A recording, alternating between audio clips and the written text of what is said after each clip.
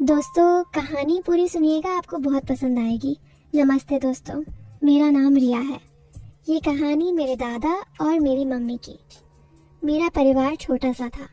मेरे दादा, जिनकी उम्र अब 62 साल की थी, मेरी मम्मी जो 38 साल की थी, मेरा बड़ा भाई राहुल जो 25 साल का है और विदेश में नौकरी करता है, और मैं 20 साल की रिया।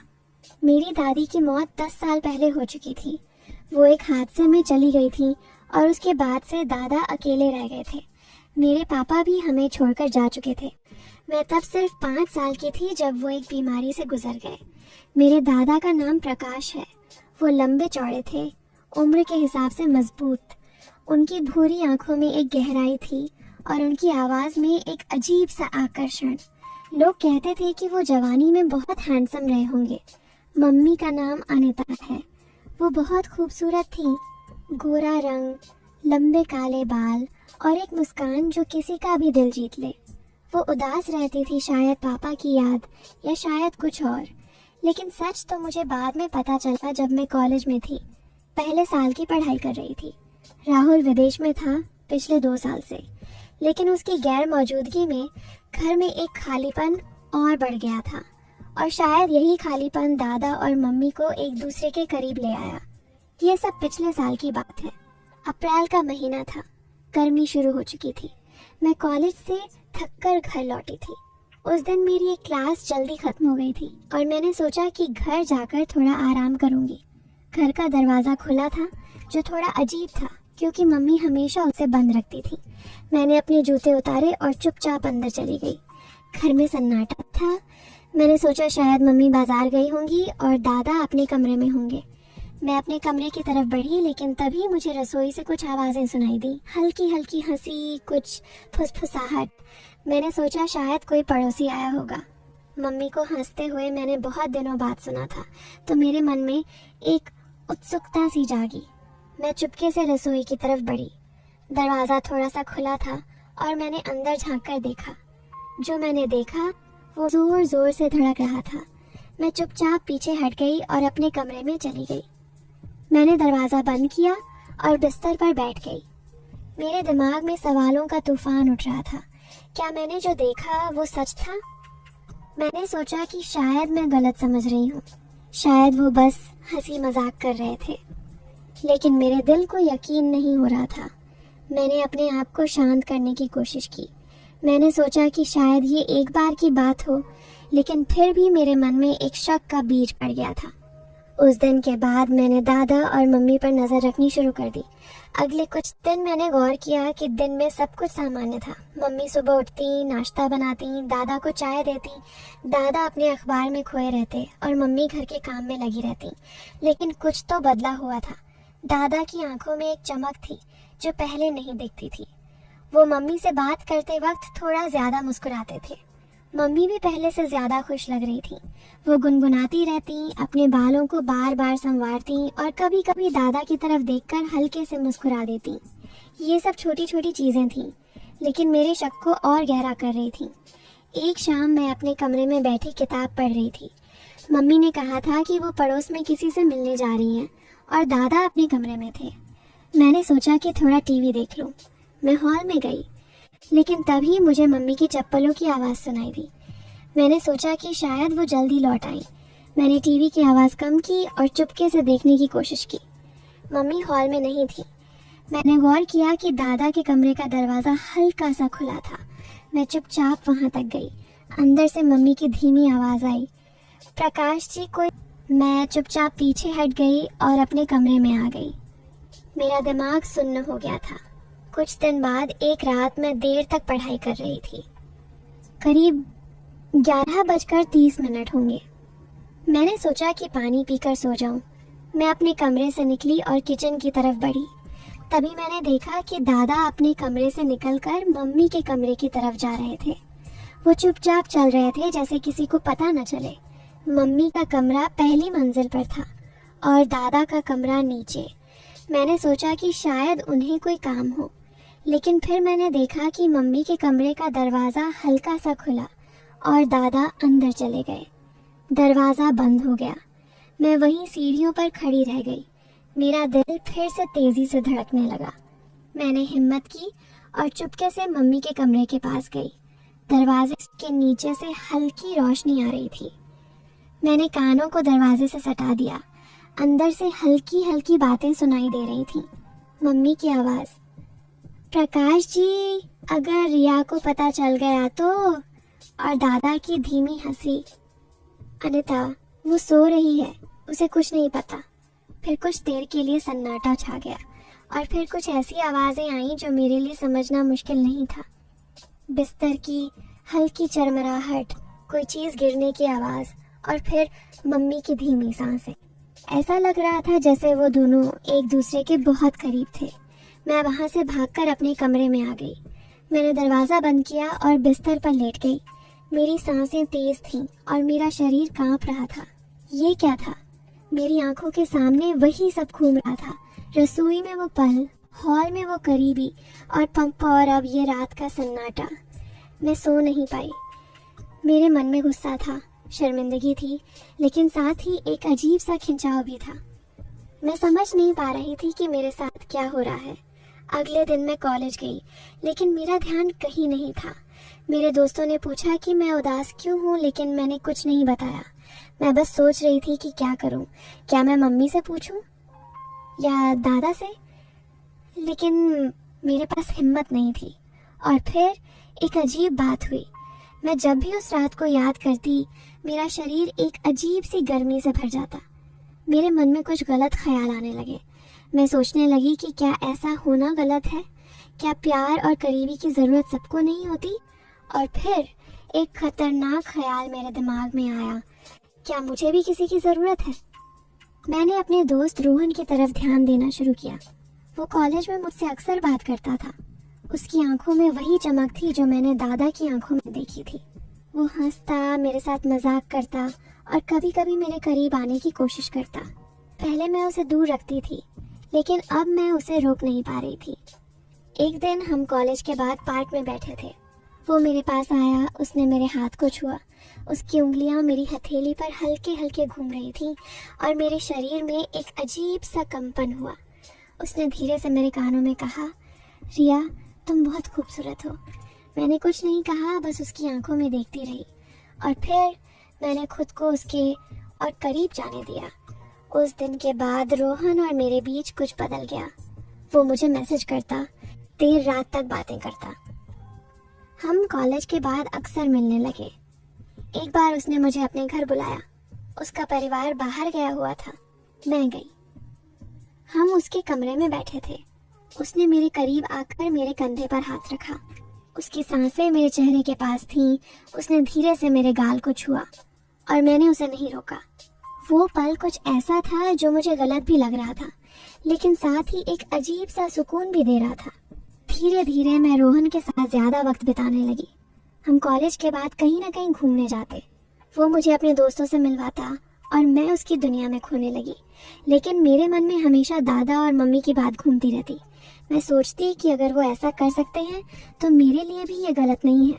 मैंने खुद को समझाने की कोशिश की कि ये सब सामान्य है, लेकिन कहीं ना कहीं मेरे अंदर का एक हिस्सा चीख रहा था कि मैं गलत रास्ते पर जा रही हूँ। एक रात मैं घर लौटी। मम्मी और दादा हॉल में बैठे थे। मम्मी दादा के लिए चाय बना रही थी और दादा उनकी तरफ देखकर मुस्कुरा रहे थे। मैंने गौर किया कि मम्मी की साड़ी का पल्लू थोड़ा नीचे सरक गया था और दादा की नजरें वहीं टिकी थीं। मम्मी ने हल्के से अपने बालों को ठीक किया और दादा ने अपना हाथ मम्मी की तरफ बढ़ाया। मैं चुपचाप अपने कमरे में चली गई, लेकिन वो दृश्य मेरे दिमाग से नहीं गया। और फिर उसी रात रोहन का मैसेज आया। उसने लिखा, रिया तुम आज बहुत अच्छी लग रही थी, काश तुम मेरे पास होती। मैंने जवाब दिया, काश मैं भी तुम्हारे पास होती। और उस रात मैंने खुद को पूरी तरह बदलते हुए महसूस किया। कई महीने बीत गए। मैं रोहन के साथ अपने रास्ते पर चल रही थी और दादा मम्मी अपने रास्ते पर। रोहन के साथ मेरी नज़दीकी अब एक आदत बन गई थी। मैं दिन में कॉलेज जाती, लेकिन मेरा मन कहीं और रहता। क्लास में बैठकर मैं रोहन के मैसेज पढ़ती, उसकी बातों में खो जाती। वो मुझे हर दिन कुछ न कुछ ऐसा कहता जो मेरे दिल को छू जाता। एक दिन उसने मुझे फिर से अपने घर बुलाया। मैं गई। उसका कमरा हल्की रोशनी से भरा था और वहाँ एक अजीब सा सन्नाटा था। वो मेरे पास आया, मैंने कुछ नहीं कहा, बस खुद को उसके और करीब जाने दिया। वो पल कुछ ऐसा था जो मुझे हर बार और गहरे तक ले जा रहा था। मैंने अपनी आंखें बंद कर ली और उसकी छुआन को महसूस करने लगी। मेरे मन में एक सवाल उठा, क्या ये वही एहसास है जो मम्मी को दादा के पास ले जाता है? लेकिन मैंने उस सवाल को दबा दिया। उस दिन के बाद मैं और डूब गई। रोहन मेरे लिए सब कुछ बन गया था। मैं देर रात तक उसके साथ बाहर रहती और घर लौटने का मन ही नहीं करता था। घर का माहौल अब पहले से भी ज्यादा अजीब हो गया था। मम्मी और दादा अब मेरे सामने भी कम सावधान रहने लगे थे। मेरे मन में गुस्सा था, लेकिन साथ ही एक अजीब सा खिंचाव भी। मैं सोच रही थी कि क्या उन्हें अब कोई डर नहीं है? क्या वो सोचते हैं कि मुझे कुछ पता नहीं? और फिर मेरा दिमाग रोहन की तरफ चला गया। उसकी बातें, उसकी छुआन और वो पल जो मुझे हर बार और गहरे तक ले जा रहे थे। मैंने खुद को समझाने की कोशिश की कि अगर मम्मी और दादा ऐसा कर सकते हैं तो मेरे लिए भी ये गलत नहीं है। लेकिन मेरे दिल का एक कोना चीख रहा था कि मैं गलत रास्ते पर जा रही हूँ। फिर एक रात मैं देर से घर लौटी। रोहन के साथ एक पार्टी में गई थी और वहाँ का माहौल मुझे और उलझन में डाल गया था। मैंने देखा कि मम्मी का कमरा बंद था और दादा अपने कमरे में नहीं थे। मैं चुपचाप मम्मी के कमरे के पास गई। दरवाजे के नीचे से हल्की रोशनी आ रही थी। मैंने कानों को दरवाजे से सटा दिया। अंदर से मम्मी की धीमी आवाज आई, प्रकाश जी, आज थोड़ा जल्दी, रिया कब आ जाए पता नहीं। दादा ने हंसते हुए कहा, अनीता, वो अपनी दुनिया में खोई है, उसे क्या पता। फिर सन्नाटा छा गया। मैं समझ गई कि वो फिर से उसी दुनिया में खो गए थे। मैं अपने कमरे में गई और बिस्तर पर लेट गई। मेरे मन में एक तूफान उठ रहा था। मैं सोच रही थी कि क्या ये सब मेरे सामने भी खुलकर होगा। और फिर रोहन का मैसेज आया। उसने लिखा, रिया, आज रात तुम बहुत अच्छी लग रही थी, काश तुम मेरे पास रुक जाती। मैंने जवाब दिया, काश मैं भी रुक पाती। उस रात मैंने खुद को पूरी तरह बदलते हुए महसूस किया। मैं उस रास्ते पर इतना आगे बढ़ चुकी थी कि वापसी नामुमकिन लग रही थी। कई महीने बीत गए। मैं रोहन के साथ अपनी दुनिया में खोई थी और दादा मम्मी अपनी दुनिया में। लेकिन एक दिन सब बदल गया। एक शाम मैं कॉलेज से लौटी तो देखा कि घर का माहौल कुछ अलग था। दरवाजे पर एक जोड़ी जूते पड़े थे जो मुझे पहचानने हुए लगे। मैं अंदर गई तो हॉल में राहुल बैठा था। उसका चेहरा सख्त था। मम्मी और दादा भी वहाँ थे, लेकिन उनकी नजरें नीचे थीं। मैंने कहा, भैया तुम कब आए? राहुल ने मेरी तरफ देखा और धीरे से कहा, आज सुबह। रिया, तू ऊपर जा, मुझे मम्मी और दादा से कुछ बात करनी है। मुझे अजीब लगा, लेकिन मैं अपने कमरे में चली गई। ऊपर से मुझे उनकी आवाज़ें सुनाई दे रही थी। राहुल की आवाज़ ऊंची हो रही थी और मम्मी की आवाज़ कांप रही थी। मैं चुपके से सीढ़ियों पर आ गई और सुनने की कोशिश करने लगी। राहुल चिल्ला रहा था, ये क्या चल रहा है यहाँ? मैंने सोचा था कि मैं अपने परिवार के लिए मेहनत कर रहा हूँ और यहाँ ये सब। उसकी आवाज़ में गुस्सा था, लेकिन साथ ही एक दर्द भी। मैंने नीचे झांका। राहुल अपने फ़ोन पर कुछ दिखा रहा था। मम्मी और दादा सोफे पर बैठे थे। उनके चेहरे सफ़ेद पड़ गए थे। राहुल ने फ़ोन मम्मी की तरफ बढ़ाया और कहा, ये देखो, मैंने घर में कैमरे लगवाए थे सुरक्षा के लिए, लेकिन ये क्या है? रात को कमरे में, दिन में हॉल में, आप दोनों को शर्मिंदगी भी नहीं होती? मम्मी ने फ़ोन की तरफ देखा और अपने हाथों से मुंह छुपा लिया। उनकी आंखों से आंसू बहने लगे। दादा का सिर झुका हुआ था और उनकी उंगलियां कांप रही थीं। राहुल ने मेज पर जोर से मुक्का मारा और चिल्लाया, आप लोग मेरे परिवार हैं और आपने ये सब किया मेरे पीठ पीछे? मम्मी रोते हुए बोली, राहुल बेटा, हमें माफ़ कर दे, हम बहक गए थे, अकेलापन, वो हमें यहाँ ले आया। उनकी आवाज़ टूट रही थी। दादा ने धीरे से कहा, राहुल, मैंने गलती की, मुझे नहीं पता था कि ये सब इतना आगे बढ़ जाएगा, हमें माफ़ कर दे। उनकी आवाज़ में शर्मिंदगी थी, लेकिन राहुल का गुस्सा कम नहीं हुआ। उसने कहा, माफ़ी? आप लोग माफ़ी मांग रहे हैं? क्या आपको पता है कि इस घर में क्या टूट गया है? रिया तक इसकी चपेट में आ गई है। मैं सुन रही थी और मेरे पैर कांपने लगे। राहुल ने मुझे आवाज़ दी, रिया, नीचे आ। मैं डरते डरते नीचे गई। राहुल ने मेरी तरफ देखा और कहा, रिया तू भी बता, ये सब कब से चल रहा है और तू कहाँ तक भाग गई? मैं रो पड़ी। मैंने सब बता दिया, रसोई में वो पल, रात का सन्नाटा और रोहन के साथ मेरी गलतियाँ। राहुल का चेहरा लाल हो गया। उसने अपने बाल खींचे और कहा, ये मेरा परिवार है। मैं विदेश में दिन रात मेहनत करता हूँ और यहाँ सब कुछ बर्बाद हो रहा है। मम्मी ने राहुल के पैर पकड़ लिए और रोते हुए कहा, बेटा हमें एक मौका दे दे, हम सुधर जाएंगे। दादा भी हाथ जोड़कर बोले, राहुल मैं बूढ़ा हूँ, मेरी गलती थी, मुझे सजा दे दे लेकिन इस घर को बचा ले। लेकिन राहुल ने अपना चेहरा दूसरी तरफ कर लिया। उसकी आंखों में आंसू थे लेकिन उसका गुस्सा कम नहीं हुआ। उसने कहा, नहीं, ये माफ़ी की बात नहीं है, ये अपराध है और इसके लिए आपको सज़ा मिलेगी। अगले दिन सुबह राहुल ने पुलिस को फ़ोन किया। 2 पुलिस वाले घर आए, एक इंस्पेक्टर और एक कांस्टेबल। राहुल ने उन्हें फ़ोन में कैमरे की फुटेज दिखाई। इंस्पेक्टर ने फुटेज देखी और कहा, यह गंभीर मामला है, हमें इन दोनों को थाने ले जाना होगा। मम्मी और दादा चुपचाप बैठे थे। मम्मी की आंखों से आंसू बह रहे थे और दादा का चेहरा पत्थर की तरह सख्त हो गया था। पुलिस ने दोनों को हथकड़ी लगाई। मम्मी ने मेरी तरफ देखा और धीरे से कहा, रिया हमें माफ़ कर देना। लेकिन मैं कुछ नहीं बोल पाई। मोहल्ले में हंगामा मच गया। पड़ोसी बाहर निकल आए और लोग कानाफूसी करने लगे। पुलिस की गाड़ी में मम्मी और दादा को बिठाया गया। राहुल मेरे पास आया और कहा, रिया ये सही है, उन्हें अपनी गलती की सज़ा मिलनी चाहिए। मैं बस चुपचाप रो रही थी।